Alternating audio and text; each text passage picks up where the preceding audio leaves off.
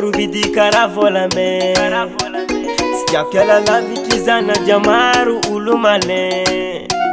Satya fitiava kono dilalwata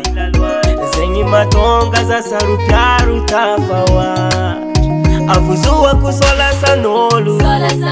Dezenga titanti koma tukisara noti alaku Mandra pafati Fitiki vami foma tavela zaho Tambi lava matamanga za Fitiavanga finwa sambara nga yenga kuisana Fitiki vami foma tavela zaho Tambi lava matamanga za Fitiavanga finwa sambara nga yenga kuisana Safidi kwano Tangati nyimaro Nadia maru mitara fanomina Timana paru Safidi kwano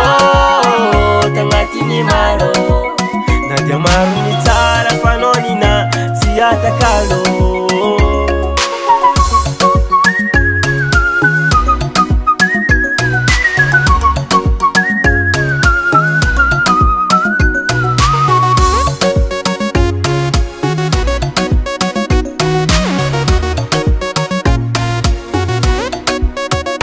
Namni mora namni saru tuvadik tiaku tia latako Nadia maru nulu titia Tiaku zare kafonga nina Kovava nul tia laku izinga Fitiki vami foma tavela zaho Tambi lava matamanga za Fitiavanga finwa sambara nga yenga kuisana Fitiki vami foma tavela zaho Tambi lava matamanga za Fitiavanga finwa sambara nga yenga kuisana Safidi kwano Tangati nyimaro Nadia maru mitara fanomina Timana paru Safidi kwano Tangati nyimaro Nadia maru mitara fanonina Tiyata kalo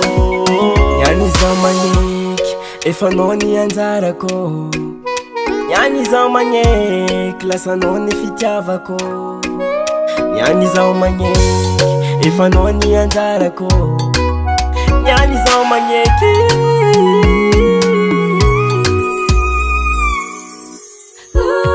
Safidi kwano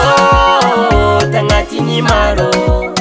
Nadia maru mitara fanomina Timana paru Safidi kwano Tangati nyimaro Nadia maru mitara fanonina Tiyata kalo Yo bebe Karazinli fitiavanga madio Vokatra fô Yo Aromatokisa zaho anao Efa anao